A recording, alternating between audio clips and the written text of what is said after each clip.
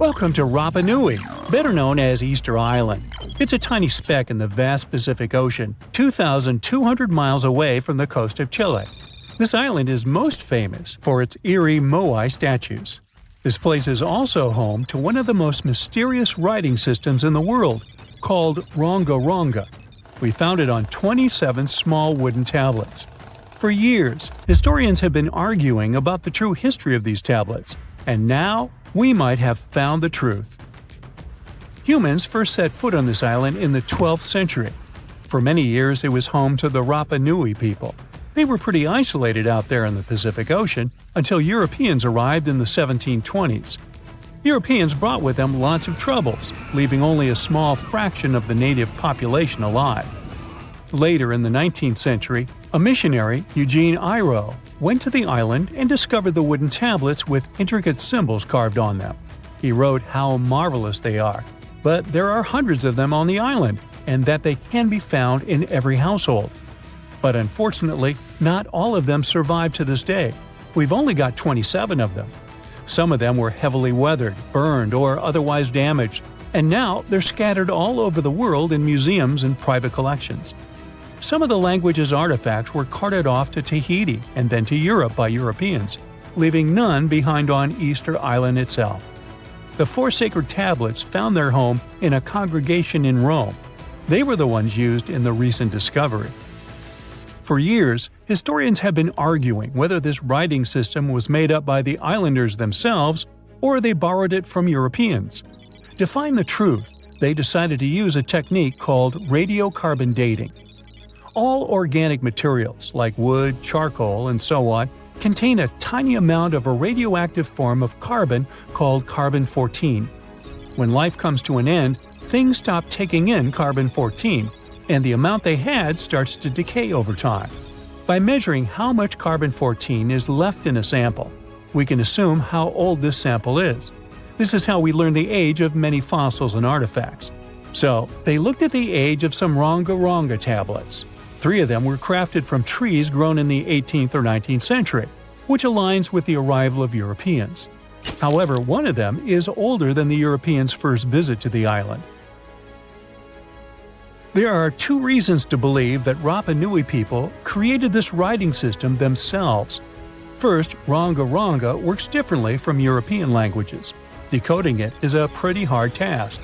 Unlike English, this language boasts over 400 unique glyphs, none of which resemble any known writing system. There were many attempts to decipher this language, and none of them were successful so far. And second, one of the tablets is shown to be from around the 15th century, before the Europeans arrived. The problem is that radiocarbon dating can only tell us when the wood the tablet was made from was cut down, not when the writing was put on it. And since we've only got one tablet to go by, this isn't enough to be completely sure. On the other hand, why and where would they preserve cut wood for over 200 years just to grab it and write something on it one day? But anthropologists and historians say that it's possible. Scarce wood resources might have led the islanders to reuse old driftwood, which could be centuries older than the writing itself. This is known as the old wood problem in archaeology. Plus, the tablet looks very preserved. It was maintained to protect it from wood-damaging insects, humidity, and so on. That's why it survived over the centuries. Whatever is written on it, it was probably important for the Rapa Nui people. Now, all of these are guesses and clues, but scientists are cautiously optimistic. They believe that Rongo could be one of the rare instances of independent writing invention, like those of the Sumerians or the Egyptians. But we need more evidence. In the Rapa Nui language, rogo means to recite or to declaim. Not everyone could write, only a select few. Probably only the elite of Easter Island, mostly men, knew and could read this written language. After colonization, none of them survived. So now we have to rack our brains trying to figure out what's written here. First, scholars can't agree on what type of script it is. We aren't even sure that this was their language. But even if it was, we don't know whether it's a primitive form of writing or a fully developed system. In the 1990s, a linguist, Stephen Roger Fisher, believed he might have cracked the code of Rongo structure. His idea was that these tablets conveyed cosmogonies.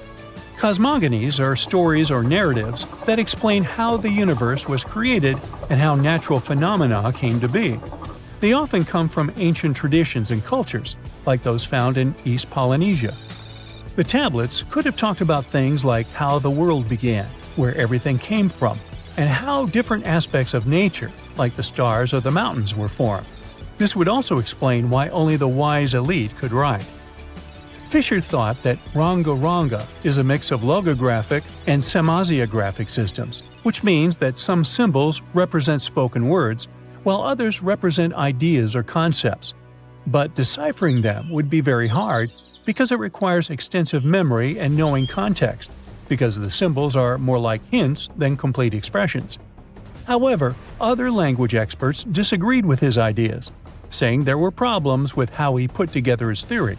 Unfortunately, Fisher couldn't prove this hypothesis. Maybe these are just drawings. If we look at the tablets, there are some things that look recognizable: people, animals, plants, and geometric shapes. There are some birds. One of them looks like a frigate bird, which Rapa Nui people associate with the deity Maki Maki. There are also fish, centipedes, and so on, or at least these glyphs look like them. Could it be just art or a form of decoration? Maybe, but there are some problems. The glyphs show a high degree of complexity and structure. They also keep the same style. For example, there are several symbols that show something human-like with a raised hand. The only difference is different heads. As if it wasn't complicated enough, this unique writing style also uses a system known as reverse boustrophodon. This means that each alternate line is flipped upside down, resembling nothing seen elsewhere. We don't know why they would turn the tablet upside down after each line. But all this shows that they had some sort of system and organization behind these symbols. Plus, it seems like they use these tablets every day for some practical purpose. But there's some hope for the future. New technology, like AI and other computer programs, might help us understand lost languages. We already started creating algorithms that could help us solve other mysteries, like the Voynich manuscript.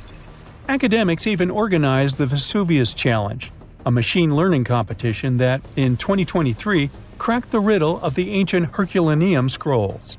The scrolls were buried under volcanic mud after the catastrophic eruption of Mount Vesuvius in 79 AD. In real life, the scrolls are very fragile, so deciphering them would be a very hard task. But with digital scanning and machine learning, it's much easier. They have a rich history. They most likely belong to the personal library of an Epicurean philosopher named Philodemus. These scrolls contain very important insights into Greek philosophy and Latin literature. If we decipher more of them, we'll learn more about the rich history of the Roman Empire. The Easter Island giant heads are so popular that they even have their own emoji. Their true meaning has been a mystery for hundreds of years. But it looks like we at least know how they were built and transported to their permanent location. The Moai statues consist of 3 parts: a large yellow body, a red hat or top knot, and white inset eyes with a coral iris. Around 1,000 of them were created. The main bodies of most of the statues were made out of volcanic tuff from a local quarry in what used to be a volcano. The material is easy to carve, but not so easy to transport. That's probably why researchers found over 300 unfinished moai back in the quarry. The rest of them stand in various locations, facing the villages as if watching over the locals. So, it looks like the statues were carved lying on their backs. Then, their creators detached them from the rock, moved them down slope, and set them in a vertical position to finish the work. Once it was done, it was time to get the statue to its platform. Now, if you've ever moved houses, you know how physically hard it is. So, imagine having to move a statue that is about half as heavy as a house without a car or any modern equipment for a distance of 3 miles. The locals must have invented some original way of doing it, and scientists tried to recreate it to guess what it was. They tried pulling Moai replicas on wooden sleds. They thought someone could have used palm trees for that purpose, but this theory has been debunked. The most successful experiment so far was wielding ropes to rock the statue down the road in a standing position. This method sounds real because the local Rapa Nui legends mention that the Moai walked from the quarry. And, of course, they needed a good road to get there. In the early 20th century, researcher Catherine Rutledge identified an 800-year-old road network on the island. It was a bunch of pathways around 15 feet wide going from the quarry. She thought that those roads were ceremonial and not built just for the statues. She wasn't a famous scientist back then, so others mostly ignored the theory. Several decades later, famous Norwegian adventurer and archaeologist Thor Heyerdahl published his theory. He mentioned that the roads were built exclusively to transport the Moai, and some of the statues were dropped along the roads for some reason. But in 2010, researchers found that the statues weren't randomly dropped. They actually reached their final destinations as they were all set on hidden platforms. Plus, the road floor was U-shaped, so pulling massive statues along them wouldn't be easy. You can still find roughly 15.5 miles of these roads on the island and see them from satellite images. And it looks like Catherine Rutledge was right about them. The roads were probably built for pilgrims to a sacred volcano, and the Moai standing by them were sort of signposts. Halfway across the world in southern England lies another mystery made of stone, a massive sound illusion, a symbol of unity, a burial ground, or more. Scientists are still debating the purpose of Stonehenge. It took Neolithic builders around 1,500 years to construct this beauty made of roughly 100 stones standing upright in a circle. Millions of tourists come to see it every year, and heritage protectors were worried about the modern road snaking close to the landmark. That modern road is now sunk into the ground below the grass level. And even though archaeologists assumed they could find an older road under it, they didn't have any high hopes. But when they took off a layer of asphalt, they noticed two parallel ditches that were nearly perpendicular to the road.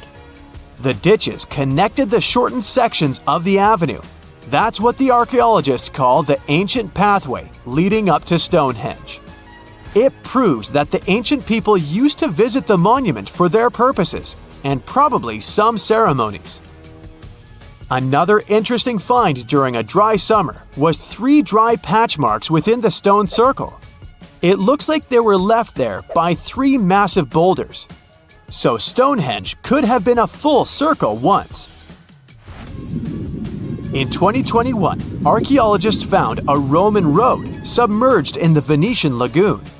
The fact that it runs there on the bottom for nearly 4,000 feet is proof that the Romans were here before sea levels rose and flooded the area. It supports the theory that there was an important settlement here centuries before Venice was founded at the spot in the 5th century CE. The ancient Romans were great at many things, and one of them was building roads. And it looks like they weren't afraid to work on the trickiest terrain. Scans have shown that the ancient road was built right on the beach, and it requires some serious skills. Imagine a village from over 1,000 years ago frozen in time. There's still half-eaten food on the tables and personal things left in a rush. It's all preserved so well because it's covered by volcanic ash. Researchers found this village in 2011 in modern-day El Salvador. They believe there was a mass celebration in a Maya village called Seren over 1,400 years ago. The whole village was there, preparing the main temple for a ritual when a nearby volcano erupted. The 200-plus residents had no time to rush back to their homes. To save their lives, they had to flee the plaza and run south on a raised road called Sakbe. They managed to escape from the plumes of volcanic ash. In addition to being a superhero and saving all the people, the road had another cool feature. All Sakbe roads had an outer layer of stones, but this one was made of ash. Ironic, isn't it? It proves that the Maya people didn't only use stones to build their roads. Archaeologists discovered several coins in Jerusalem when they were excavating an old street. When they saw the minting dates, they realized the road was built when Pontius Pilate was the Roman governor of Judea. Since he was the local ruler, it's almost clear that he gave the order to build the road. The pilgrims most likely used this road to reach the Temple Mount for worship. The pathway, which was laid with over 10,000 tons of limestone, was almost as broad as a London bus is long. It had been there for 2,000 years. It's not common that you find such a luxurious road, and it's not clear why a Roman governor would spend so much money on the road. It was probably his attempt to make the city's population like him. Plus, it was a great way to show he had both money and influence. The Old North Trail is an ancient highway that the inhabitants of North America used for 10,000 years, first on foot, then with dogs, and finally with horses. The first travelers moved around the continent down its paths for thousands of miles long before the first Europeans arrived, and even during the last ice age. They used it to carry trade goods, visit relatives, find a mate, or just explore. Researchers keep finding evidence that the stories and legends of the Blackfoot Indians about this trail are real. And it could be even the road that served one of the most massive human migrations. The people who crossed from Asia on the Bering Land Bridge about 15,000 years ago and settled in North America might have used the ice-free corridor along the Rockies, which later became a part of the trail. The Nakasendo Highway was built in the 17th century during the Edo period of Japanese history to link Kyoto and Tokyo.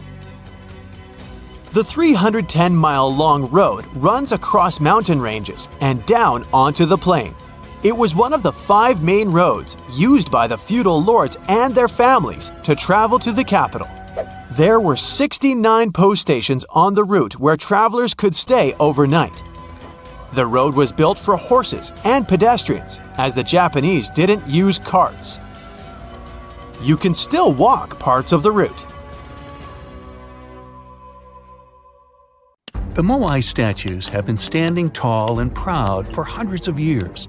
Once people put an enormous effort into carving these grand sculptures, and then they just suddenly stopped making them. But why? Let's figure out this mystery. Easter Island, located 2,500 miles east of Tahiti, has an area of 63 square miles. To this day, it's one of the most isolated islands in the world. Once it was covered with forests, filled with different trees and ferns. But when the first humans came to the island around 400 CE, the forest slowly began to disappear. And starting from 1250 CE, Moai statues began appearing all over the place. People made them from different types of rock: compressed volcanic ash, basalt, trachyte, and red scoria. As it's a volcanic island, these were all the ingredients the creators of the statues had to use. And once the builders completed their work, they covered the statues with pumice. The faces of the statues are different, but they all have distinct expressions with heavy brows and large noses. Their arms are carved into the body. Some have hats on top of their heads. There are nearly 900 statues all over the island. They differ in size. The average height is 13 feet tall, and the largest ones reach 33 feet in height and weigh up to 82 tons. Because the statues have so many different faces, there are theories that they represent and honor ancestors, chiefs, and other important people who lived on the island. But without any clear evidence, it's almost impossible to figure out the true purpose of the Moai. Once they stood beautifully along the coast, watching over people in settlements, and their backs faced toward the spirit world of the sea. When Europeans first discovered the Moai statues in the 1700s, many of them had already toppled over, and the construction of statues had stopped way earlier than that. Huge amounts of effort were put into making these things. Expert craftspeople spent a great deal of time slowly carving the statues with basic picks. A team of up to 6 people would work hard for an entire year to make just one statue. Then they often had to transport it to its special place on the island, as far as 11 miles. With the help of carbon dating, experts have managed to figure out that the statues started to appear in 1250 CE. And then, suddenly, in 1500 CE or so, the process just stopped. The creators of the statue just left their stone chisels where they were last used, and only a quarter of all the statues were actually placed where they were supposed to be. Half of them still remained in the quarry, while others were left on the ground mid-transit. Something happened on the island, and it caused everyone to just lose interest in the statues. There are many theories around why it could happen, and they mostly relate to deforestation. Islanders may have used wood to move the statues across the island. They possibly did this with the help of sleds and ropes, or even used logs to roll the statues or canoes to float them. The wood started to deplete eventually. Trees on the island took very long to grow, and rats ate most seeds. People had many uses for wood, and they needed it not only for practical things, but also to create other statues. Another reason why the inhabitants of the island could have stopped building the statues might be that they were busy with other projects. Specialized rock gardens were becoming more common with a growing population. They were great for the soil, keeping it warm and fertilizing it at the same time. Islanders spent much time and effort making these rock gardens, and there simply wasn't enough time to focus on building and moving the statues. Another theory suggests that what people believed in changed over time. Supposedly, the islands once saw the statues as a connection to their ancestors. After some time, though, rituals depicting a show of strength and endurance became more widespread. And with these rituals, islanders started to carve images related to seabirds. Seabirds became the main animal on the island. People started to believe that their ancestors looked over them through birds instead of the statues, so there was no longer a reason to build the Moai. Anyway, these theories might be true, but the main problem was that the small island couldn't support a growing population. What was once a lush land covered in forests quickly became a barren landscape. For the first few centuries, people relied on forest resources, but agriculture became more important sometime after 1550, when forests disappeared. Tribes that once worked together to build the fantastic monoliths focused on competing against one another instead. During this struggle for land and resources, the Moai statues were toppled over because people wanted to reduce their significance. Over the following centuries, all the statues were pushed over, but not all of them deliberately. Many fell naturally after being neglected for so long. Some even ended up in the ocean water surrounding the island, and there they sat for a while. But there was some good news for these statues. They were re-erected, providing a great experience for visitors from all over the world. If you make a journey all the way to this isolated island, the first question you'll probably ask will not be how the statues were made or how they were moved. It will be, how on earth did anyone even make it here in the first place? It was one of the most amazing feats ever. The Polynesians sure did some pretty extraordinary things. From as early as 1500 BCE, these boat-faring people began to explore their world. They used the most advanced marine inventions of their time. They sailed across the ocean in catamarans and outrigger boats, starting in Southeast Asia and inhabiting many more places throughout the Pacific. They lived as far north as Hawaii in 900 BCE and all the way to the south in New Zealand by 1200 BCE. And the farthest journey to the east was, of course, Easter Island. In only a few hundred years, these early sailors inhabited an area of thousands of square miles. They simply memorized where they had already been, and this way managed to navigate the ocean. They used a wide range of techniques. They watched the sun as it rose and set during the day. Stars helped them at night. If it was overcast and sailors couldn't figure out direction visually, they used other brilliant methods. They watched the movements of ocean currents and wave patterns and paid attention to bioluminescence in the water. These patterns helped them find where specific islands were located. These seafarers even understood how islands and atolls in the distance caused air and sea interference patterns. Birds provided them with certain signs too. Some of them migrated long distances from one island to another, which gave travelers some kind of a visual connection for their route. Other types of birds had specific feeding times. Sailors knew when and where they hunted and directed their boats depending on where these birds fed. Vikings certainly get way too much credit for their seafaring abilities. Where they used a sun compass, the early Polynesians relied purely on the knowledge of how nature itself could guide them. Their skills were so advanced that in 1769, Captain James Cook, an English explorer, even hired a Polynesian navigator because of his extensive knowledge of the seas. But even more surprising was the fact that he drew a map from memory. It covered an area that was 2,000 miles wide. In this region, there were 130 islands, and the navigator knew 74 of those islands by name. At the beginning of their voyage, Captain Cook often disregarded the navigator's advice. But toward the end of their journey, he was very impressed.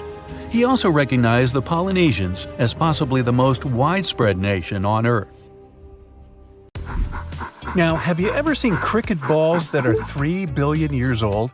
Klerksdorp spheres were found in deposits of the mineral pyrophyllite in South Africa and rock the science world.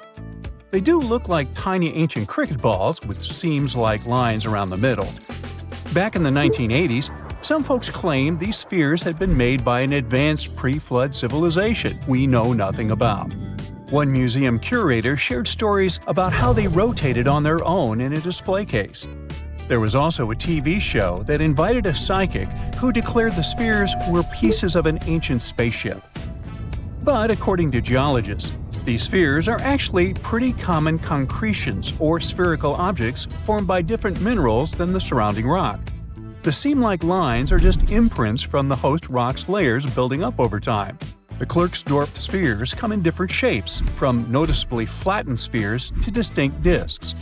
As for that episode when one of these spheres spun on its own, the curator of the Klerksdorp Museum cleared that up too.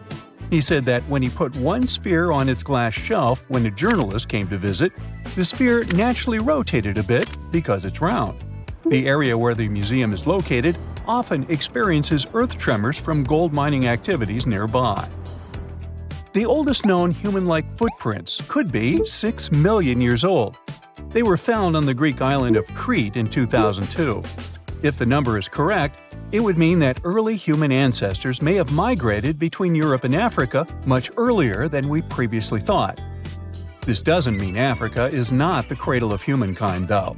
It could just prove that early human ancestors moved back and forth between continents. Some researchers believe the footprints were left by a bipedal creature possibly related to an early human ancestor nicknamed El Greco. According to scientists who studied them, the footprints have a very human-like shape, with 5 toes and a parallel big toe. Some scientists are skeptical about it and suggest the prints might be from a late European ape. The new study analyzed fossilized marine microorganisms found in the sedimentary rocks to determine the footprint's age and prove it's actually 6 million years. The next amazing find that keeps scientists entertained is the Dorchester Pot. It's a beautifully crafted metal vessel with some fancy geometric designs embossed in shiny silver. The pot was discovered in, who could have thought, Dorchester in 1852 under quite unusual circumstances. During a powerful blast, the pot broke into 2 pieces. Scientists believe it was originally embedded within a rock or boulder known as pudding stone. The rock from which the Dorchester Pot emerged is dated to be around 500 million years old. So it could mean the pot itself is also that old. The current and less exciting theory suggests that the Dorchester Pot is a Victorian-era candlestick holder. Such things were really trending back then, so it's not a surprise to find such fancy household item from that time. The Dorchester Pot falls into the category of ooparts, or out-of-place artifacts. Those are objects that seem too advanced for the time period they're supposedly from. If we accept that the pot is 500 million years old, then whoever made it was way ahead of their times in terms of crafts and tech. One extra mystery is that the pot has an engraving of a plant that most likely disappeared from Earth over 100,000 years ago. Sounds like good proof the pot is really extra old. Now, it looks like the oldest map in Europe is a stone from 4,000 years ago. This Bronze Age slab was found in France in the year 1900 at an ancient burial ground. The carvings on the slab show in 3 dimensions the River Odie network with a fantastic accuracy of around 80% over an 18-mile stretch. There are other stone-carved maps around the world, but this one is unique because it shows a specific area to scale.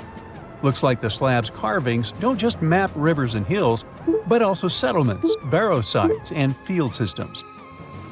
Archaeologists say the slab wasn't used for navigation, but rather to symbolize power.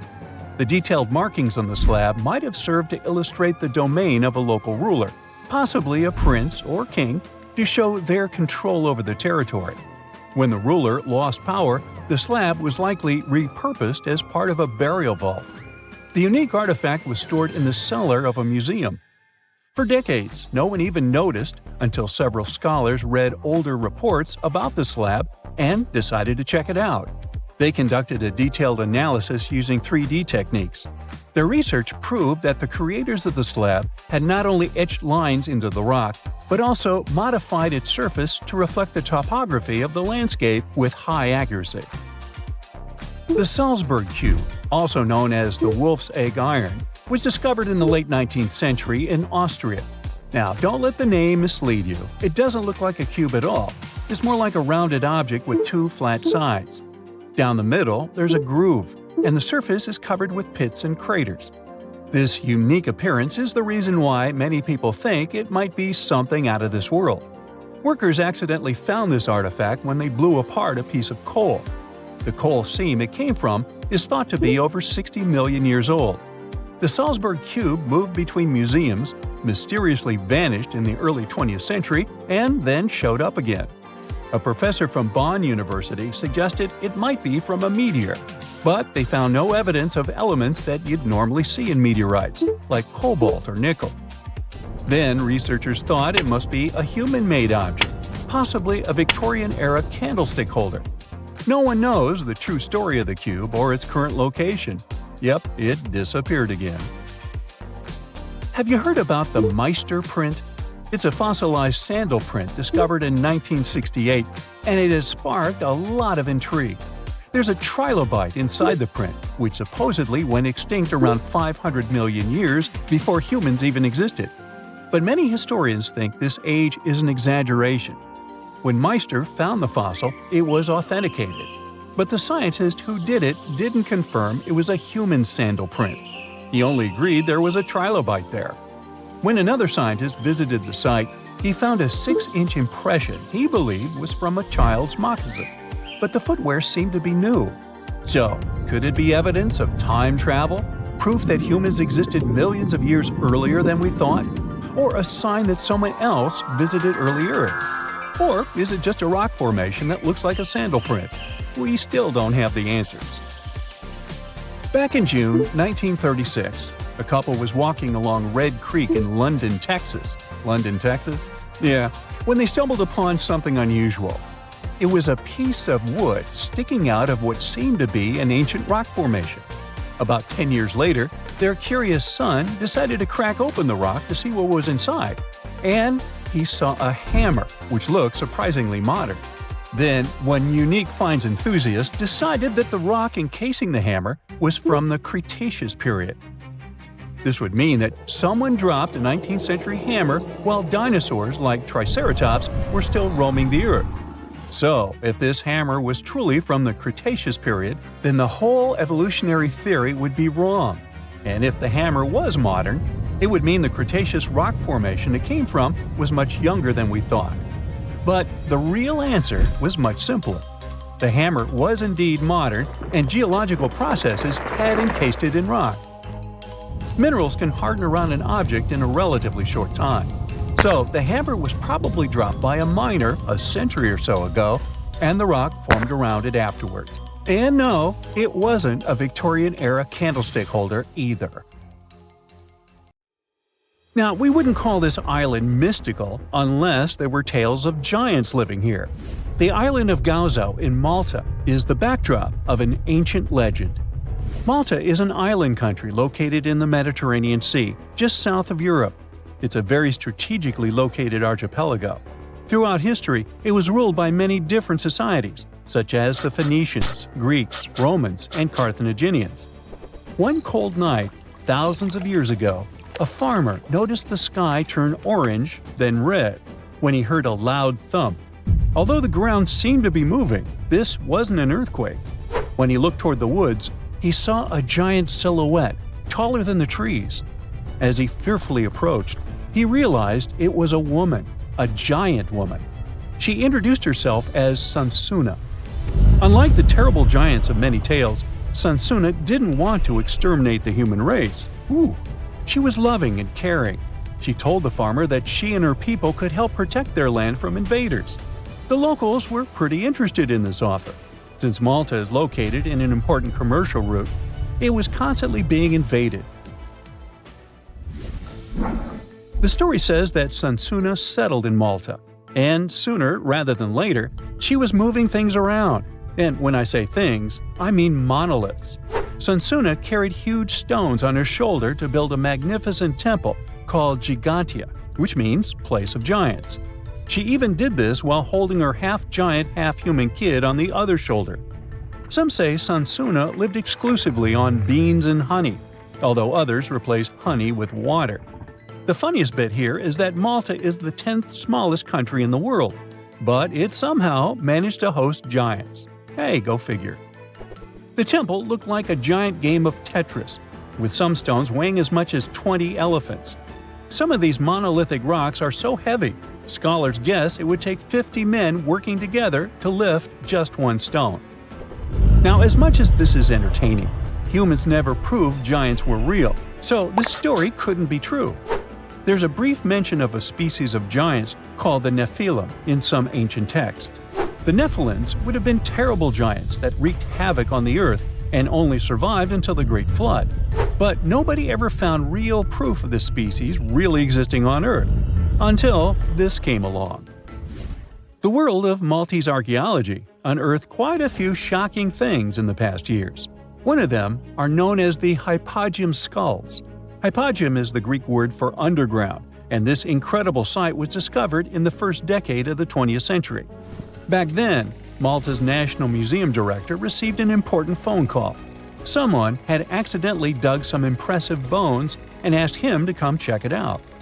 The Hypogeum looked like an underground city, filled with mazes and rooms that stretched along multiple floors. They were all made with similar limestones as the Maltese temples above ground. The Hypogeum was filled with important relics and artifacts. Scientists quickly understood that the Hypogeum was built as a type of final resting place for locals. So, along with skulls, they found a lot of bones and skeletons. One of these artifacts were skulls, but these weren't regular human skulls. Rather, they were of the elongated type. To make matters worse, these skulls were hidden from the public for years. People started to talk and created a bunch of theories behind it. The truth is that this discovery was a turning point for Maltese archaeology, although scientists didn't know what to do with it. Some wondered if these skulls were natural or manipulated, since they knew some cultures in the world used head binds to alter their skulls. Other scientists threw in the hypothesis of little gray people or even the legendary giants.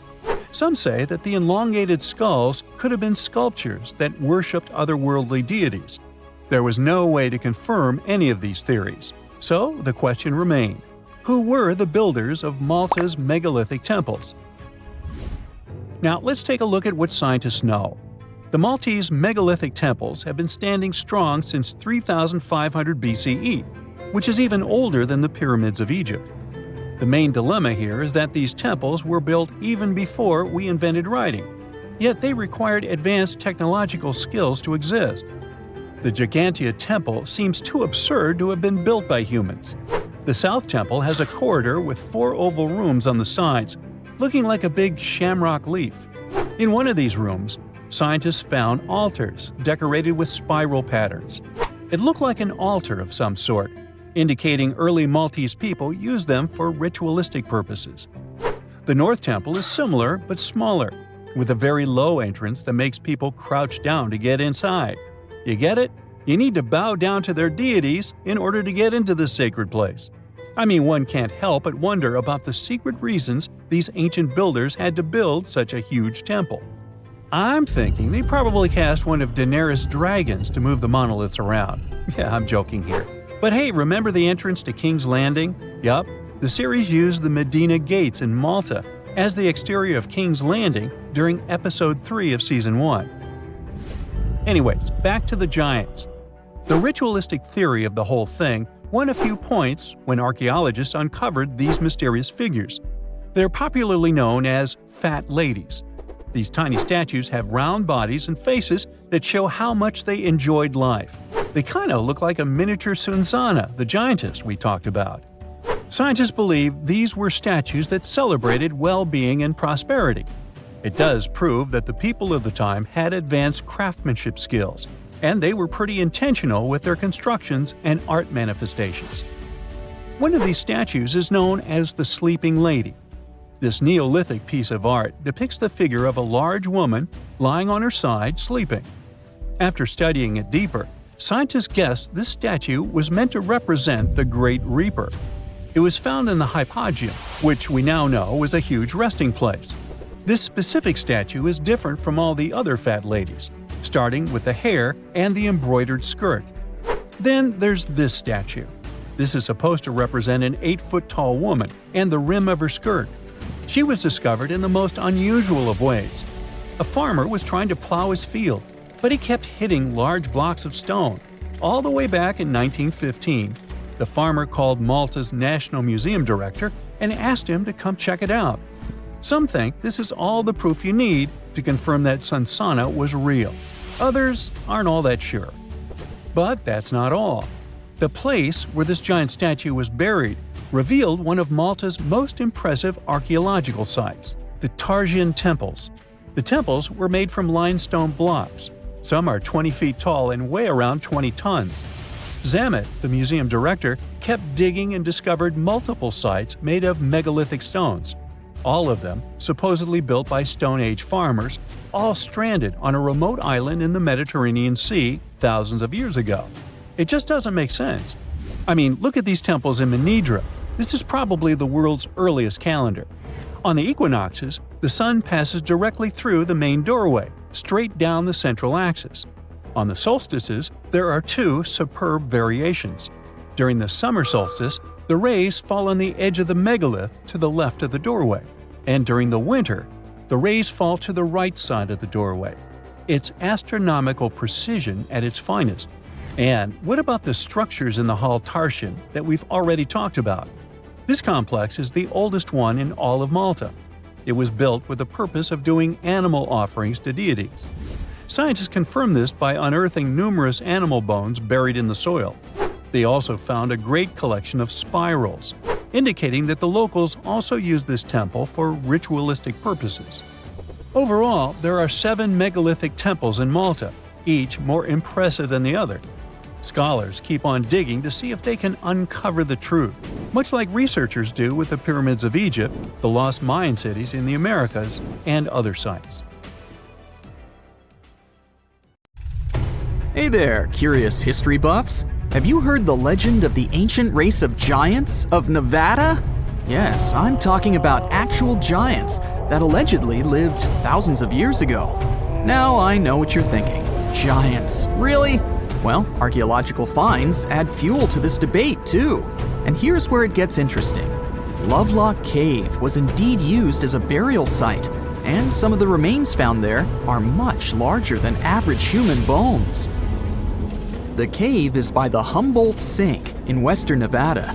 It was once part of an enormous lake, which eventually dried up, leaving a number of smaller ones, including the Humboldt Sink. The cave became the home of the Siteka tribe. According to the legend, these red-haired giants were so big that they had to be buried in the cave itself. Indeed, later on, archaeologists discovered 8 to 10 foot tall skeletons. This legend started to unfold when a mining engineer named John T. Reed talked to the locals in 1886. Once Reed saw the cave, he knew he was onto something. The news spread soon, but the cave was attracting another type of attention too. The deposits of a fertilizer known as guano were discovered inside the cave. So a mining company began excavating the precious resource in 1911 and soon shipped more than 250 tons of the fertilizer to San Francisco. Unfortunately, some of the human remains and artifacts were neglected and lost in the mining process. This led to an official excavation in 1912 and 1924.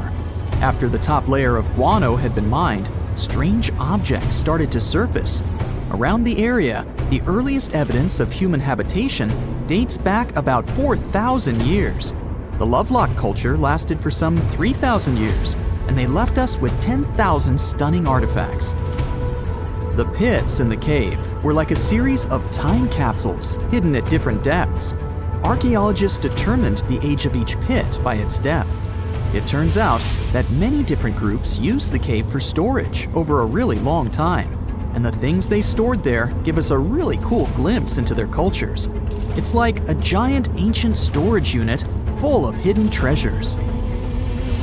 What have the researchers found besides the giant bones, you might ask? Some other bodies were mummified using a method similar to the one applied by ancient Egyptians.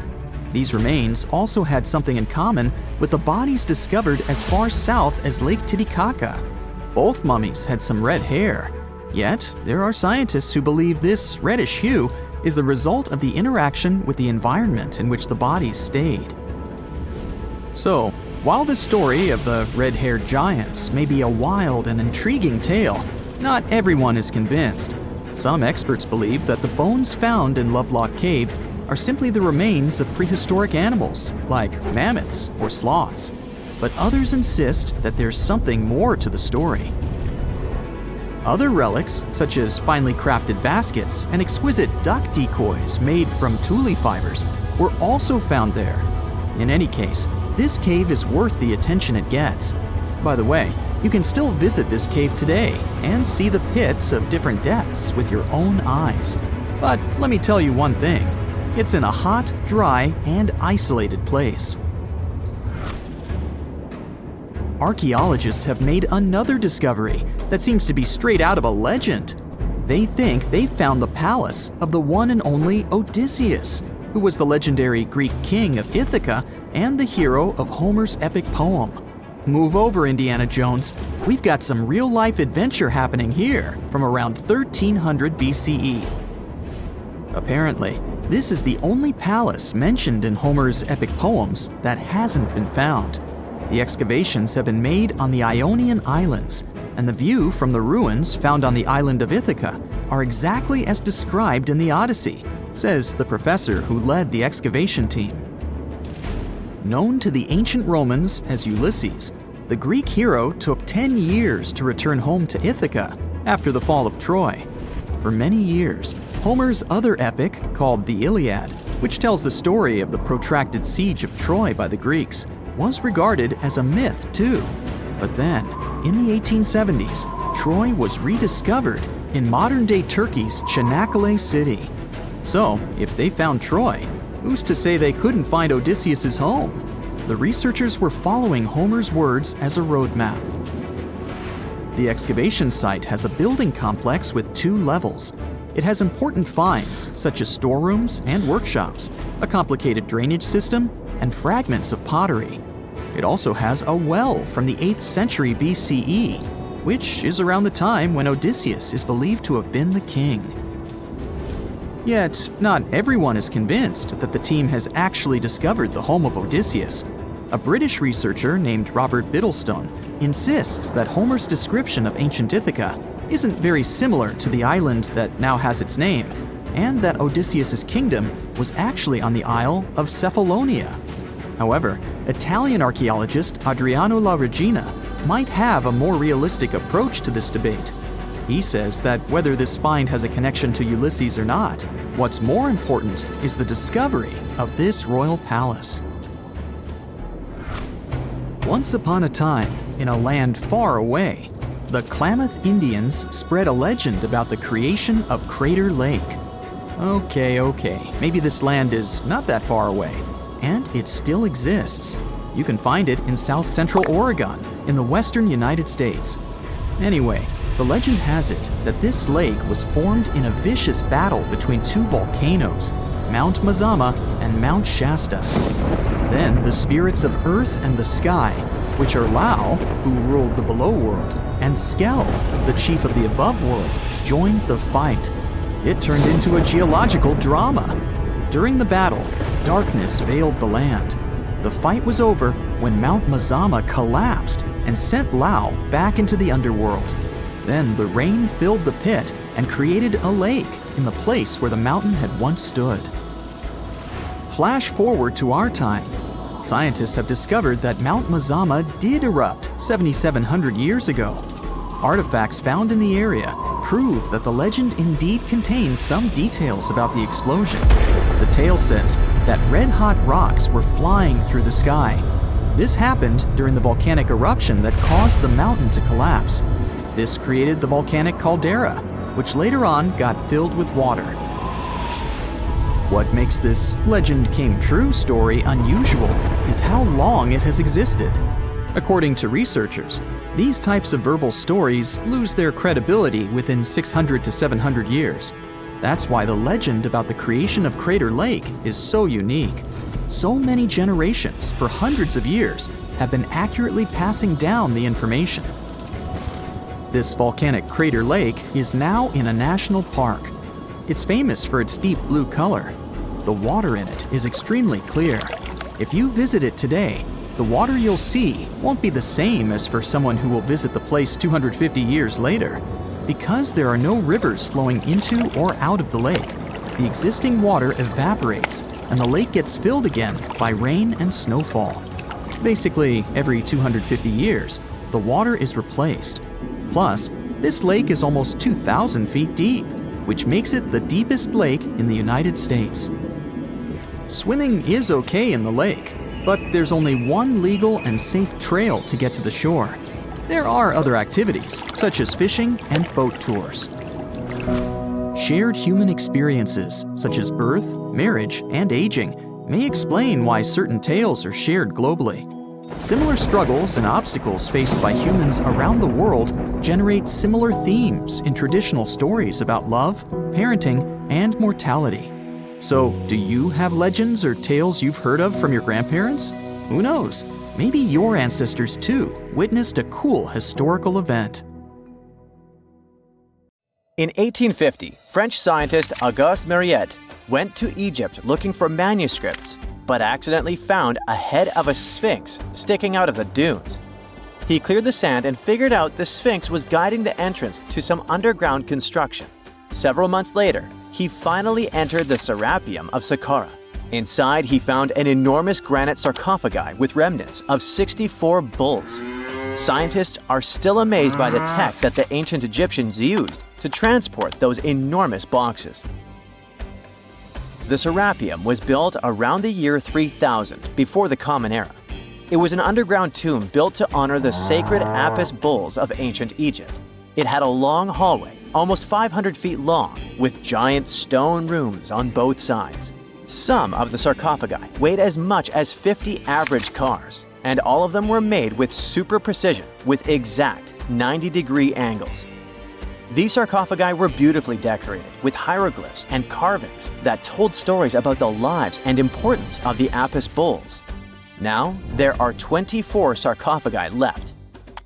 In ancient Egypt, Apis bulls were very special animals connected to the deity Ptah. They thought the bulls carried Ptah's spirit and wisdom, helped the pharaoh, and protected the Egyptians. Priests looked for special markings on young bulls to find Apis bulls. It could be a white triangle on its forehead, which symbolized divine light, a shape on its back like a vulture's wing, and a scarab shape under its tongue, which stood for rebirth. If a bull had these signs, they believed it was chosen by Ptah and treated it like royalty. The chosen bulls lived in a special temple in Memphis, the city where they worshipped Ptah. They received the best care and offerings from visitors who wanted their blessings. When an Apis bull passed away, it was treated with great honor and mummified. When Mariette entered the Serapeum, he noticed traces of rollers on the gallery's floor and found 2 wooden horizontal winches. Each had 8 levers. Later, other explorers saw double rails. The burial chambers were lower than the hallway floor. To get the boxes into place, workers filled the chambers with sand so the sarcophagi could be rolled in straight. Then they slowly removed the sand to gently lower the boxes into perfectly cut spaces in the bedrock. A carved stone sign found in the Serapeum said it took 28 days to move just one sarcophagus and its lid into its spot during the time of Ptolemy II. The extreme precision of the sarcophagi with 90-degree angles also has an explanation. Ancient Egyptians wrote texts, or rather, papyrus, on geometry a long time ago. It shows that they knew the approximate number pi and could calculate the volume of a pyramid with its top cut off. If they could figure out complicated math like that back then, it makes sense that they could also carve perfectly flat surfaces 500 years later. All this sounds pretty legit, but some people think certain things don't add up here. The size of boxes is way larger than the size of bulls, yet they buried pharaohs in tiny coffins that barely fit their bodies. The sarcophagi are made out of granite with crazy precision, and they could have just used limestone, which would have made things way easier. The transportation of the boxes seems pretty simple, but only in theory. If one person could pull about 440 pounds, then at least 250 people would be needed to pull just one box. The tunnels in the Serapeum are really narrow, only about 2 feet wider than the boxes themselves. There's no way hundreds of people could have squeezed into those tight spaces to pull the boxes. And even if they did, how would they turn the box in the cramped corridor, lower it into its niche, and place it perfectly in the middle? Somehow they did this 24 times, and every box is centered perfectly. Plus, the chambers were dusty, and there were no signs of soot from lamps. This means they must have worked in almost complete darkness. The real use of the boxes could also be different. A long time ago, even before the Egyptian pharaohs ruled, the local people already knew how to use fermentation. It happens when tiny organisms called yeast eat certain ingredients like starch and turn them into gas and ethanol. So someone in ancient Egypt probably put food like barley, bread, and even meat inside a giant stone box, then closed it tight with a heavy lid. These stone boxes, carved from granite, were so precisely made that they were almost completely sealed, so nothing could escape from it.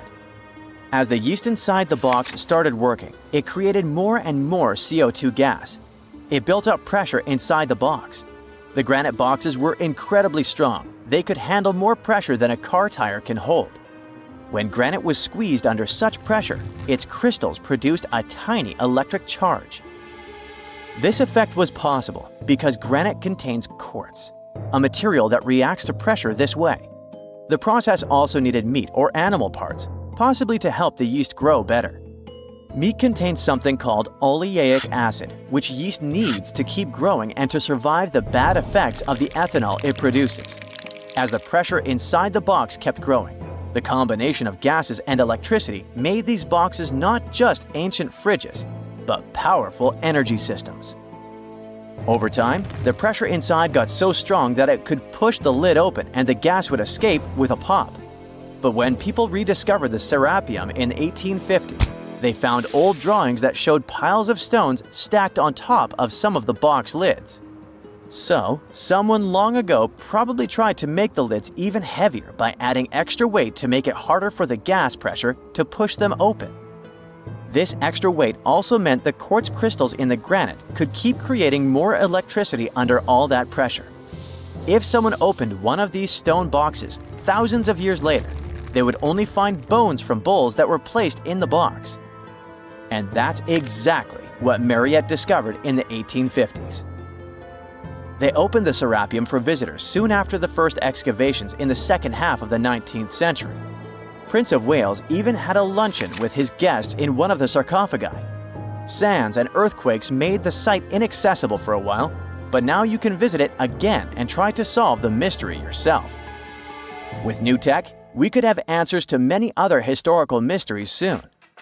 A team of scientists at Chicago's Field Museum of Natural History recently used a special CT scanner to learn more about ancient Egyptian mummies without unwrapping them. They gently rolled 26 mummies on custom carts out to the parking lot, where the scanner was waiting. It took thousands of detailed X-ray pictures of each mummy and their coffins. When all the pictures were put together, they created 3D images that showed what was inside, the skeletons, and some artifacts. The scientists hope these images will help them understand ancient Egyptian burial practices from over 3,000 years ago. Even though the scanning process only took 4 days, it might take 3 years to study all the data. But scientists were able to learn some personal details about the mummies. One of the most popular mummified individuals at the museum, Lady Cheneta, was a woman who lived in ancient Egypt about 3,000 years ago. It looks like she passed away in her late 30s or early 40s. To make sure her body looked complete for the afterlife, embalmers put stuffing in her neck to keep it from collapsing. They also placed artificial eyes in her sockets, so she would have eyes in the next world. She was wrapped in fancy linen and placed in a beautifully decorated coffin.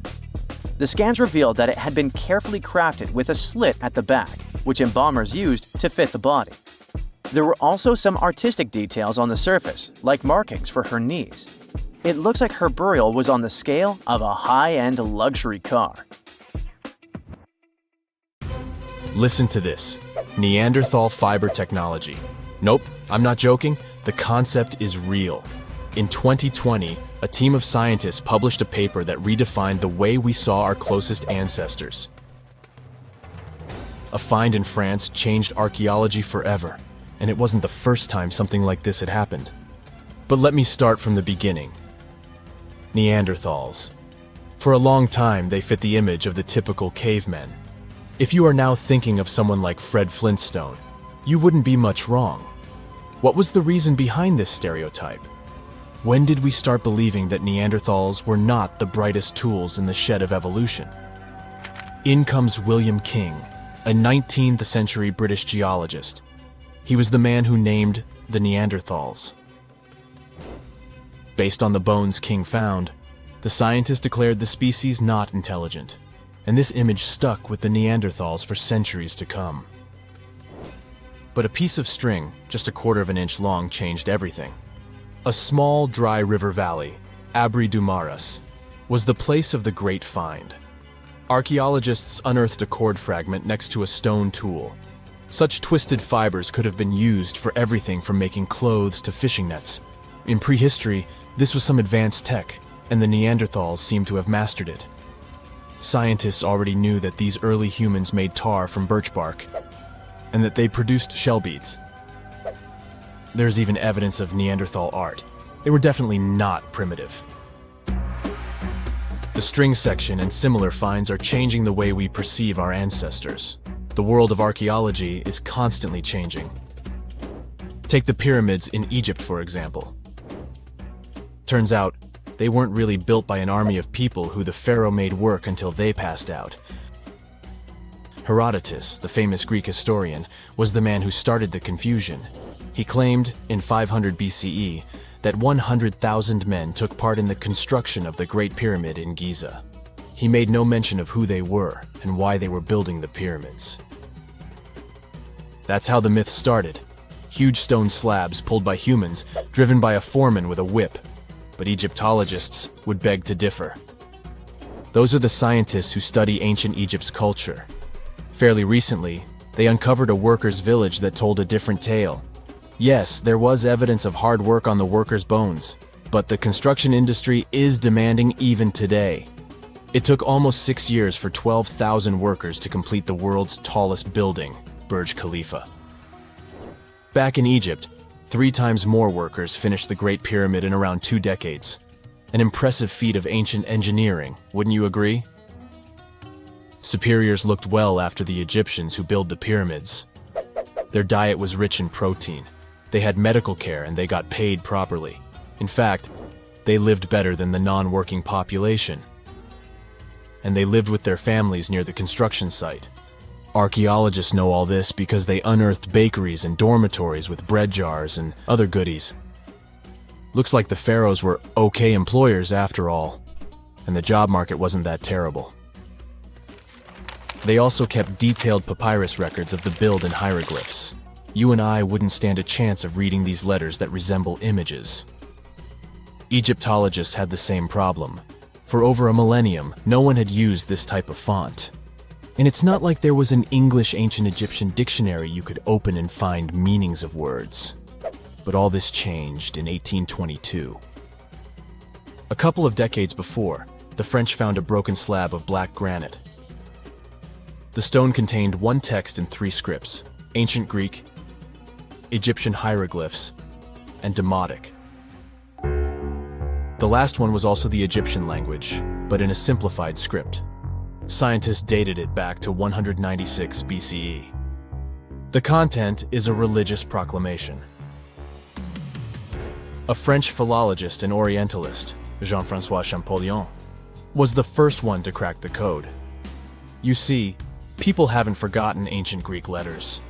The Frenchman successfully matched the Greek letters with the ones in the Egyptian script. And voila, we were finally able to read hieroglyphs. The name of the piece of granite that made it all possible was the Rosetta Stone. The importance of its discovery went beyond archaeology. The word Rosetta Stone even entered the English dictionary. It represents a discovery that helps people understand an enigma that has been puzzling them for a long time.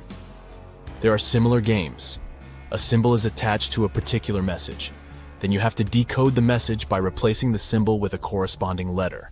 In a nutshell, this is what scientists did with the Rosetta Stone more than 2 centuries ago.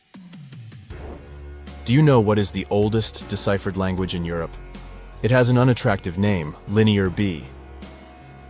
The script belongs to the Mycenaean Greek language. It predates the ancient Greek alphabet by several centuries.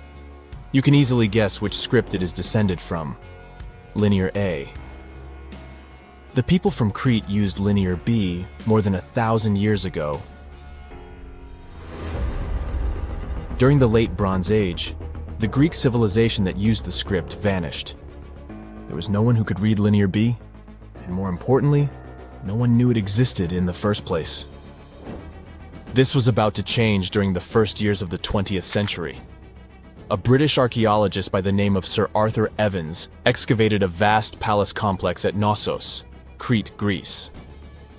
This was the center of the Minoan culture that created the enigmatic script.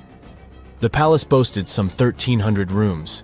They had colorful paintings of dolphins, griffins, and bulls.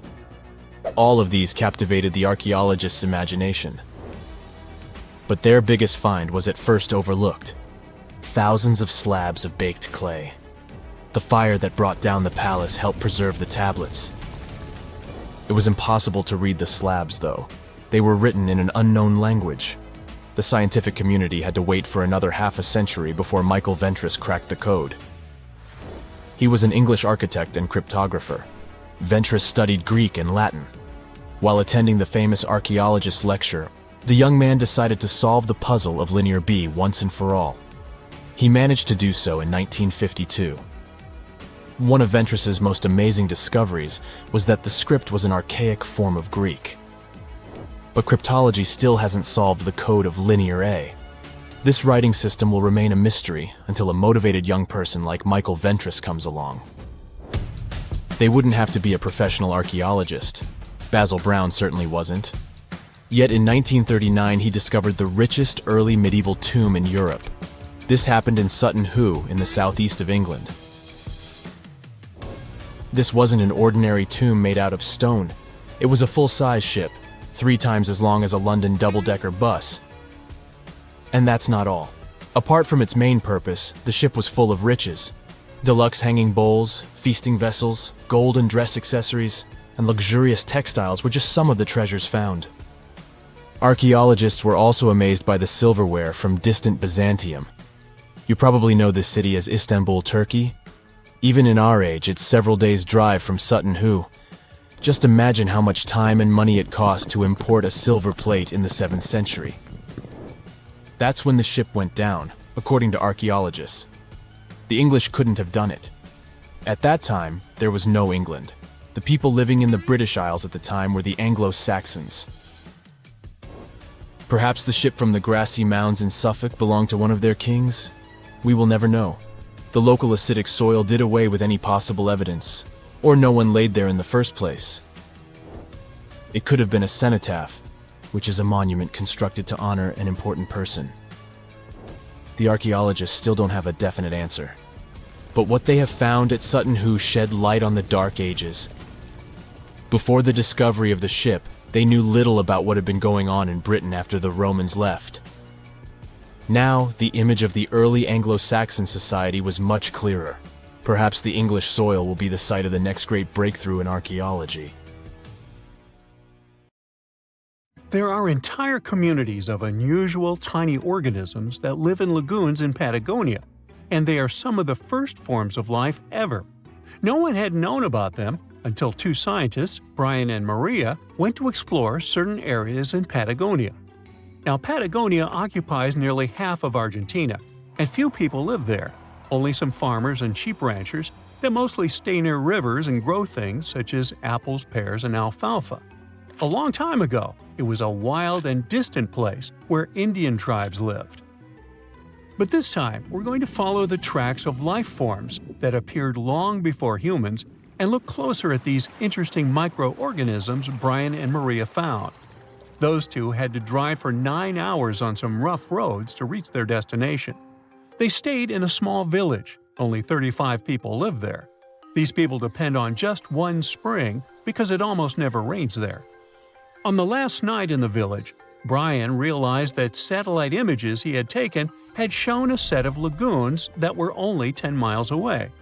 The next day, the small team jumped into a car and went up the road as far as they could until it became too difficult to drive. They continued hiking the rest of the way. It was hard because they had to carry water to deal with the intense sunlight. In some spots, they ended up sinking up to their knees in a slush made of salt. Up there were 12 lagoons with perfectly clear waters. The place itself didn't offer much except for very acidic and salty water and intense direct sunlight. But it was kind of like traveling back in time, because those conditions were like what Earth looked like many, many years ago. When Brian examined the lagoons, he was surprised to see many unusual microorganisms there. We call them stromatolites, and they're so small we can't even see them without a microscope. But they get together and form large communities. In the past, many unusual species lived this way. For example, cyanobacteria. They were important back in their time because they produced oxygen. Earth, in its initial stages, didn't have much of this gas in its atmosphere. The first stromatolites might have been formed by diverse types of bacteria that didn't necessarily produce any oxygen, but were just living their peaceful life there.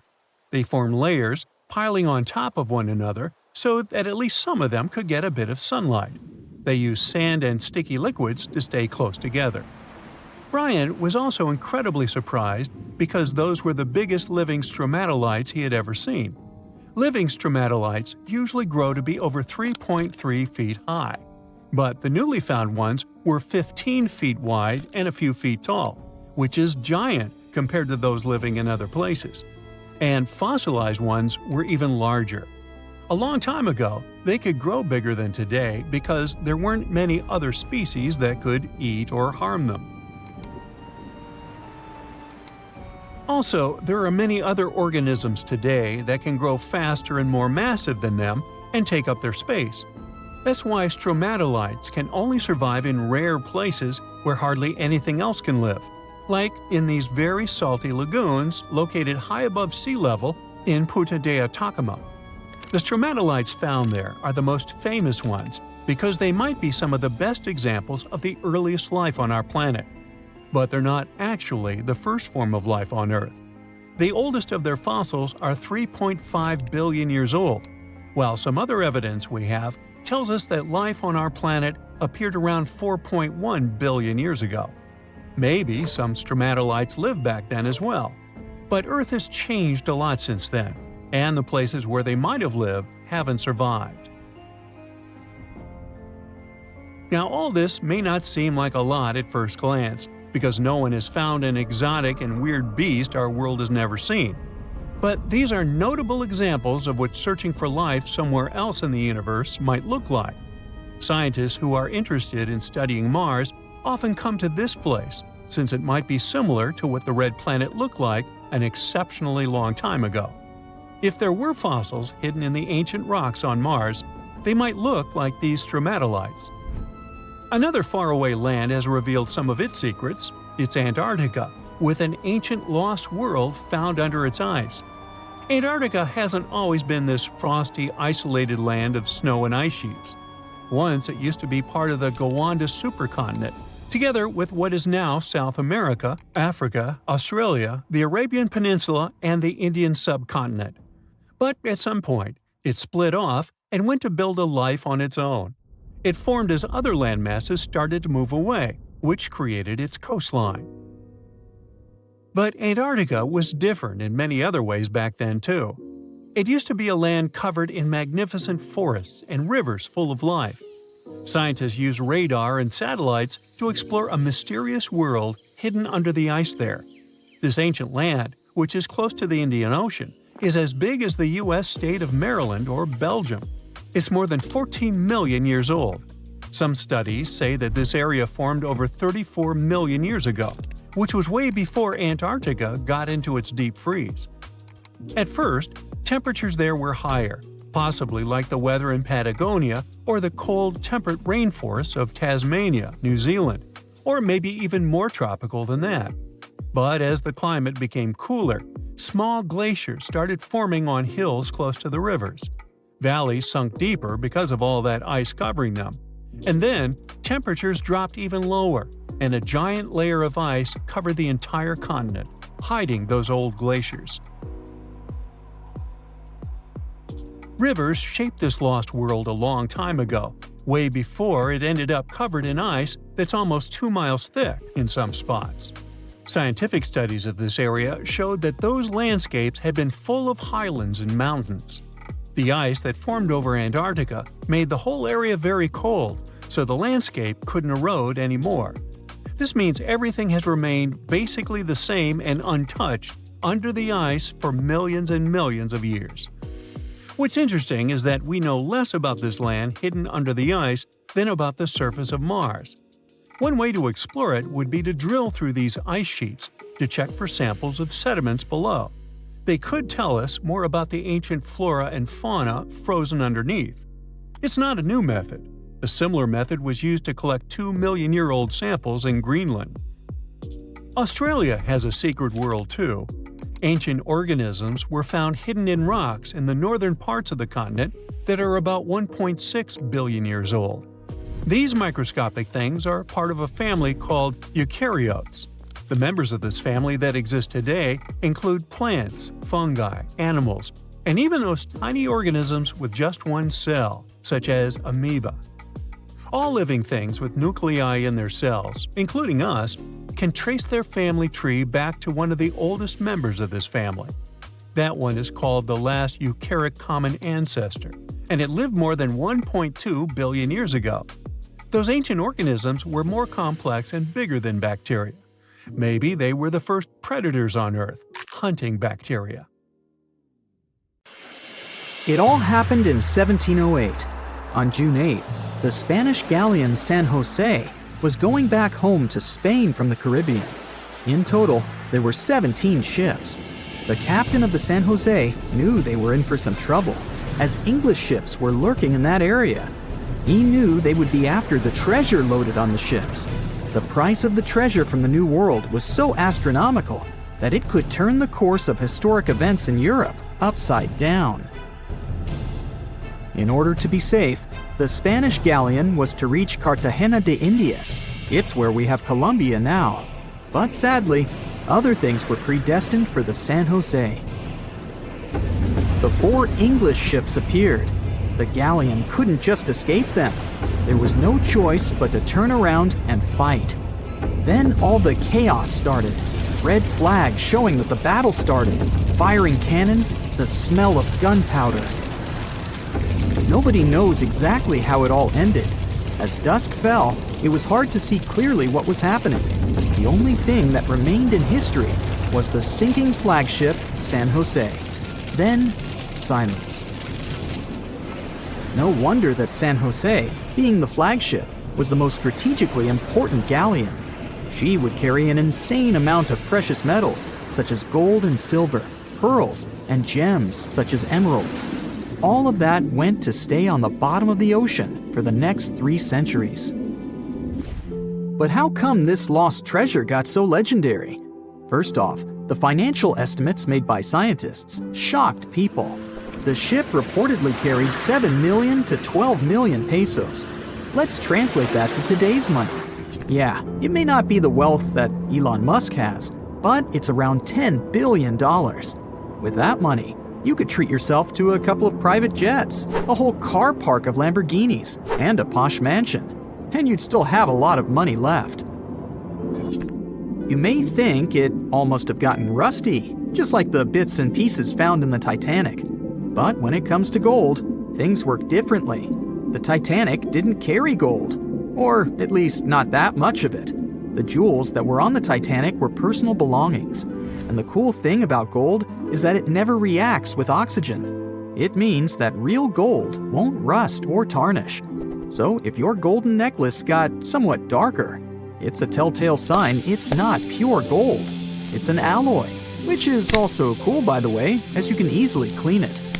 Going back to San Jose's lost treasure, the golden coins there, even over 300 years later, were supposed to look the same way as the day they were minted.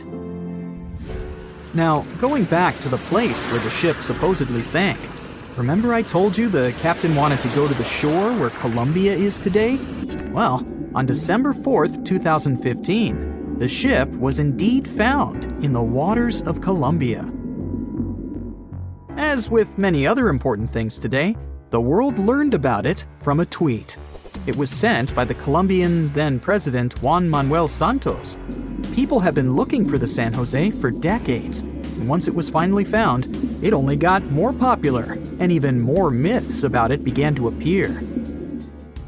One of the legends was told by Senor Santos himself. After the wreck had been found, there was a short radio interview. Thing is, the discovery was pretty unexpected. Many people spent a lot of time and effort looking for that wreck, and many of them even gave up hope of ever finding it. Juan Manuel Santos told a story about how the wreck had been discovered. There was an official event outside Colombia where he was accosted by a man. He looked like the famous writer Hemingway. He sported a white beard and had white hair. The only thing that Hemingway-looking man wanted was 2 minutes of Santos's time. The president conceded and listened to the man. What happened next was unbelievable. The man pulled out an antique map, more precisely, a carefully framed copy, and told the president that no one else knew about it. The man pointed to one exact spot. He said that it was the exact location of the treasure, and that that place didn't appear on any other map. He guaranteed that he knew where the treasure was. The story sounded crazy and swashbuckling. Whoever that man was, he turned out to be right. His identity remains a mystery for everyone, but somehow that man found the funding, determined the area to be inspected, and even made his way to meet the president. Right, the San Jose was stuffed with gold, and whoever found it would get filthy rich for the rest of their life. But let's face it, there's no way an ordinary person could ever discover such a treasure, as it requires too much effort and too much funding. But what if you're into treasure hunting, and you want to go and find some treasure chests somewhere? Well, I guess I have a story about ordinary people looking and even eventually finding real treasure. Meet Forrest Fenn, an eccentric millionaire who hid a $1 to $5 million treasure. The exact worth was unidentified. You see, even Mr. Fenn himself said he never tried to appraise it. Inside the chest, there were 265 American gold eagles and double eagles, ancient coins, gold nuggets, you name it. Forrest stashed the chest in the Rocky Mountains and announced the treasure hunt back in 2010. Now let's focus on a map for a little bit and see how vast the Rocky Mountains are. Basically, the treasure hunters were supposed to sweep the two countries, both the USA and Canada. At first, it was a small treasure hunt with only a couple of people who knew about it. But sometime later, there was pretty much a competition, as tens of thousands of people set off to look for the treasure.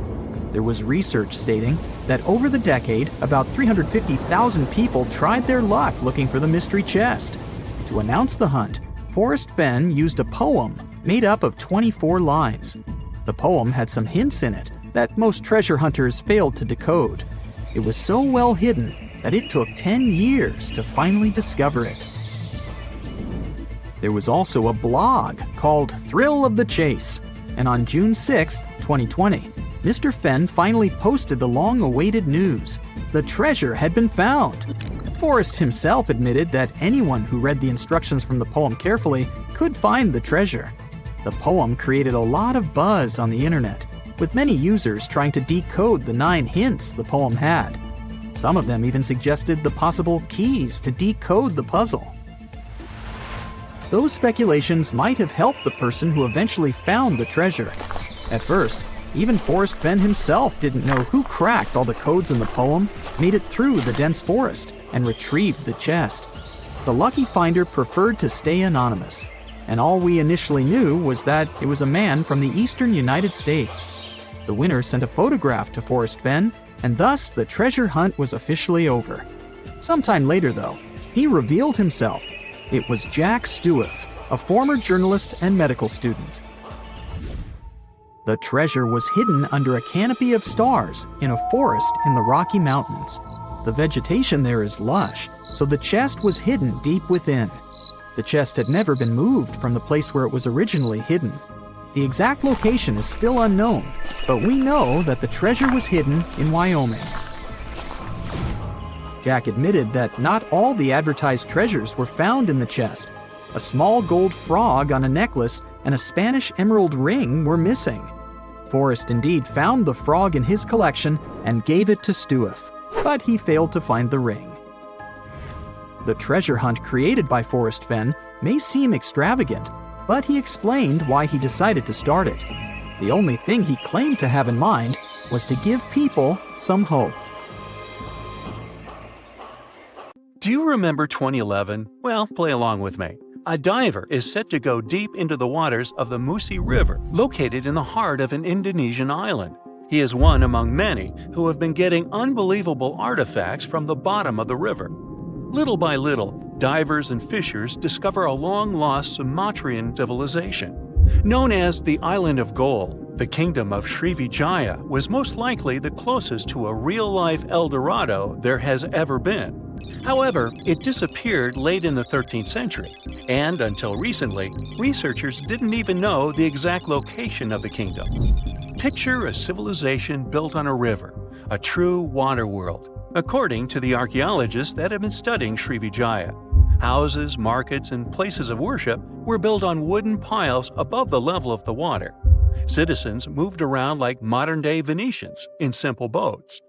Srivijaya was known to be a rich and important kingdom. It existed from the 7th to the 11th century CE. It was part of the Silk Road, and anyone traveling from east to west had to pass through the city. Their kings were smart and gained control of the Malacca Strait, which allowed the town to have total control over trading routes in the region. If anything, they sure were honoring the town's name. Srivijaya translates from Sanskrit into prosperous victor, or simply glorious. The kingdom was an important commercial outpost of ancient times. It was strategically located among the most influential commercial routes of the ancient world, which means its citizens became extremely rich. Ancient wealthy societies used to overly display their gold and precious metals. They would often use these metals as offerings to their deities, or they would use them to forge large statues and to make jewelry for kings and queens and decorations for their palaces. Srivijaya wasn't different. Local Indonesian divers who have been exploring the half-mile of the Musi River near the city of Palembang have found some evidence. So far, they've discovered a life-size statue of Buddha, jewelry studded with precious gems, temple bells, mirrors, golden jugs, and other items. No official archaeological excavations have been done in the area, so these artifacts are the first items of the Srivijaya Empire ever found. Sean Kinslett, a British maritime archaeologist who has reported on these discoveries, says he is truly surprised. For long, people have been speculating about the true wealth of Srivijaya, and it seems that the rumors have been confirmed. We're starting from ground zero, he says. We don't know what clothes the people of Srivijaya wore, what their tastes were, what kinds of ceramics they like to eat off. Even though this discovery has brought excitement to the scientific community, there is a downside. Divers and fishers sell the retrieved artifacts at the International Antiquities Market before archaeologists can take a look at them. Researchers could try to buy some items, but they're sold for millions of dollars worldwide. Most of the information we know about this El Dorado of the East was learned from merchant accounts of the city. These descriptions say Srivijaya was a kingdom of human-eating snakes and multilingual parrots. That's weird. Some say its active volcanoes gave the town an eerie and enigmatic sight, and all stories emphasize the amount of gold available there. Travel reports were a common way to describe cities in ancient times. In case you didn't know, this is how the legend of El Dorado originally began. As European explorers began their excavations in South American lands back in the 1500s, the word got out that an Amazonian civilization used to paint their leader in gold as an offering to higher powers. The legend of El Hombre Dorado, also known as the Golden Man, began to quickly spread around Europe. It turned out that it was only a ceremonial piece of pre-Columbian civilization. It had nothing to do with the land of infinite gold. Now, no one knows what brought about the decline of the Srivijaya Empire. Some speculate that its active volcanoes could have swallowed it, or maybe wooden houses built above the river eventually sank. Maybe if divers keep retrieving lost items from the bottom of the river, archaeologists will be able to figure out what happened to the city. It seems to be quite common in the history of the world. Some ancient civilizations disappeared without a trace, as happened with the Mayan civilization, for example. The Mayans managed to build one of the biggest empires in pre-Columbian America. It was believed to be home to over 2 million people, and it thrived for over 6 centuries. Its sudden demise is something that bothers archaeologists and scientists alike. The Mayans began to settle in South America as early as 1500 BCE. Their civilization spanned Mexico's Yucatan Peninsula, Guatemala, and Belize. They are believed to have built around 40 cities at the height of their empire. They also developed a complex hieroglyph system that has been studied since it was discovered by modern scientists. The Mayans were keen engineers, astronomers, and farmers.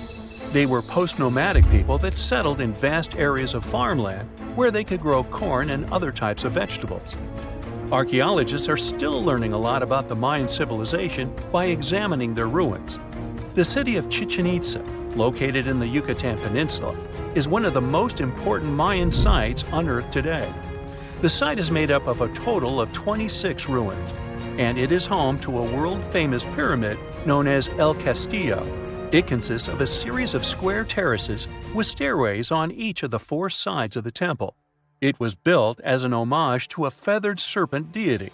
The Mayans were such architectural geniuses that they managed to build a pyramid that cast a particular shadow. More specifically, in the late afternoon during the spring and fall equinoxes, the pyramid casts several triangular shadows that create the illusion of a feathered serpent crawling down the pyramid. And they created this with none of the tech we have today. The city is so amazing that since 2007, it has been considered one of the 7 wonders of the New World. The Mayan Empire thrived for over 6 centuries due to their wise resource management system and astronomical knowledge. They were able to accurately predict eclipses and, using their rudimentary technology, could even locate Venus and Mars. They had everything to thrive for much longer than they actually did. This is why the Mayans' fall intrigues modern scientists so much.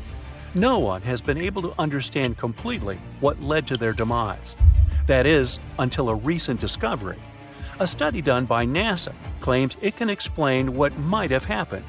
Scientists have uncovered a sample of pollen trapped for over 1,200 years in ancient layers of lake sediment, which dates back to the time just before the collapse of the civilization. The analysis has revealed something completely new about the Mayans.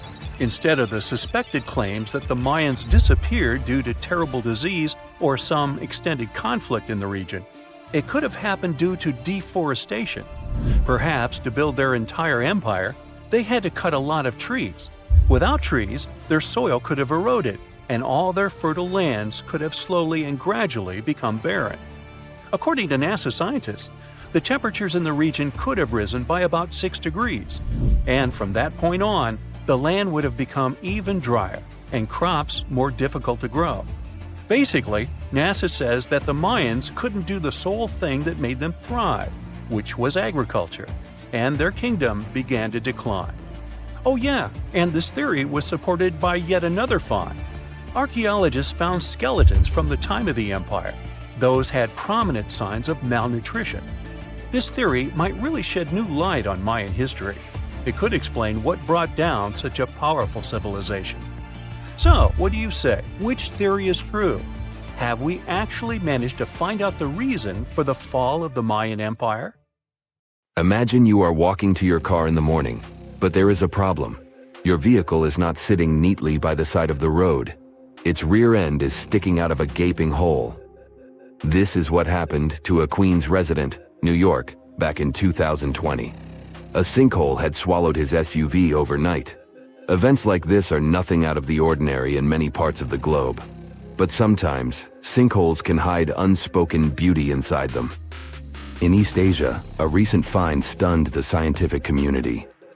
Cave explorers came across a colossal sinkhole that concealed an ancient forest. It is located in a province, Guangxi Zhuang, close to the north of Vietnam, the Lê County, where researchers discovered the hidden forest is already famous worldwide for sinkholes. This one brings the number to 30. They are scattered over an area the size of 3 Gibraltars. This is just a tenth of the total number of sinkholes in the whole country. The name Tiankeng for these large holes in Earth's surface translates as sky holes or heavenly pits. The dimensions of the new sinkhole are impressive.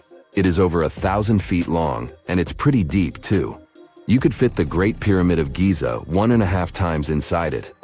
The sinkhole's total volume matches that of 2,000 Olympic swimming pools. The exploration team had to hike for hours to reach the bottom. It was all worth it in the end. They discovered a pristine underground forest that had no trace of human activity. Scientists estimate that the plants date back to the time of the dinosaurs. The foliage reached to the explorers' shoulders. Some trees were 2 times taller than the Hollywood sign. This discovery was amazing, but not entirely unexpected. Geologists were familiar with this type of landscape.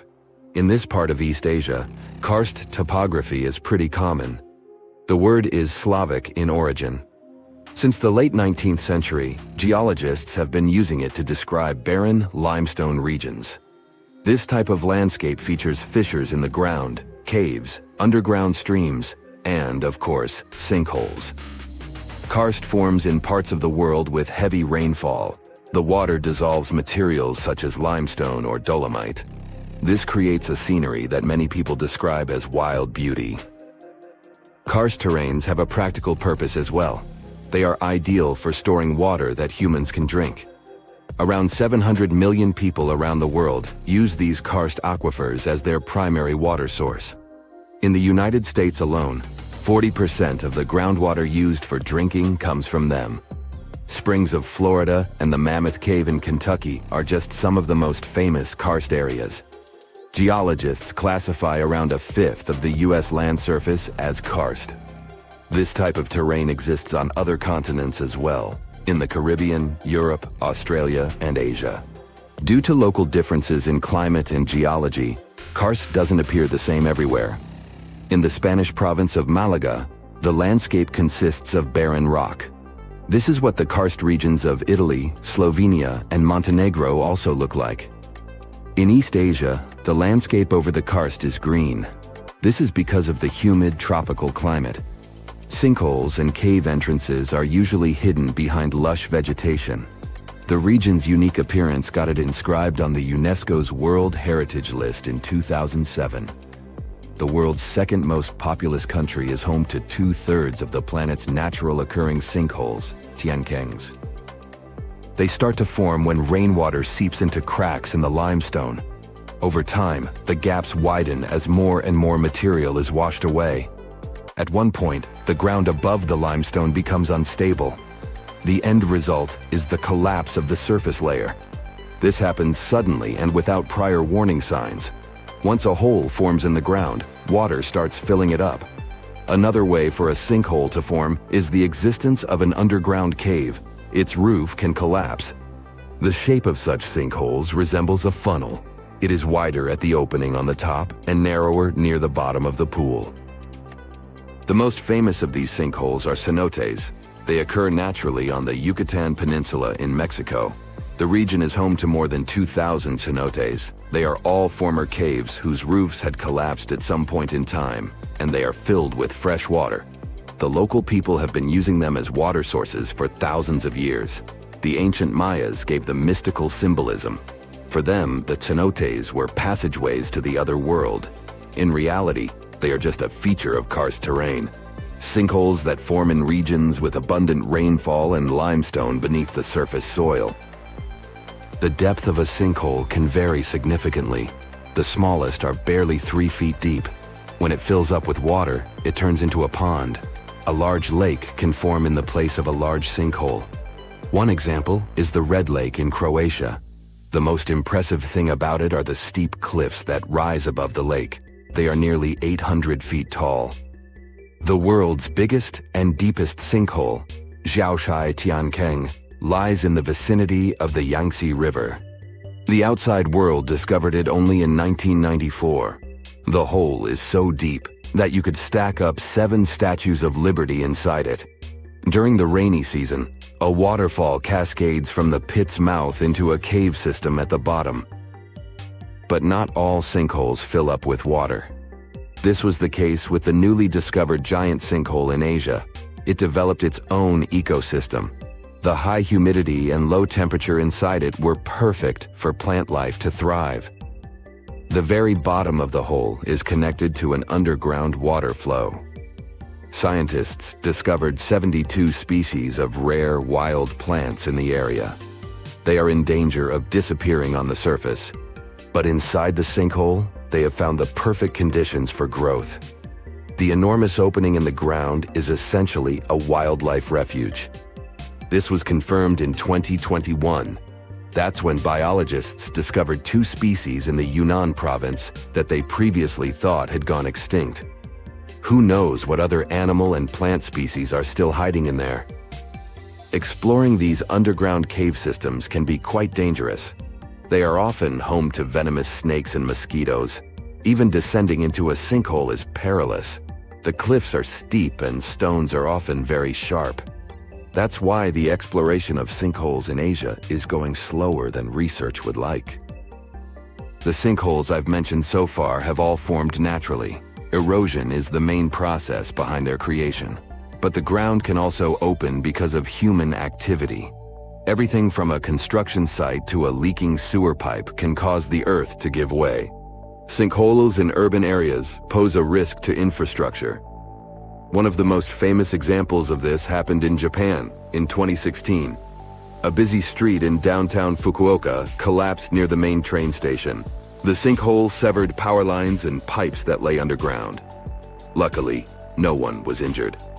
The diligent Japanese engineers repaired the damaged road section in just 48 hours. The biggest issue with sinkholes is that you never know when and where they are going to open. The best tool that geologists have for detecting underground cavities is ground-penetrating radar, GPR. It resembles a land mower. The operator goes up and down a troubled area to scan the ground underneath. The radar sends out impulses that detect any contrast between different materials. It feeds back this info in the form of a 2D or a 3D image. Once engineers detect a potential sinkhole, they use different techniques to stabilize the ground above it. The simplest method is called grouting. It involves filling the hole so it won't collapse. The most common materials are polyurethane foam and cement. The alternative is to lift a structure above the sinkhole. This technique is called underpinning. Workers drive steel rods into the load-bearing deeper layer of soil. This is the same construction method engineers use to erect stilt houses above the waterline.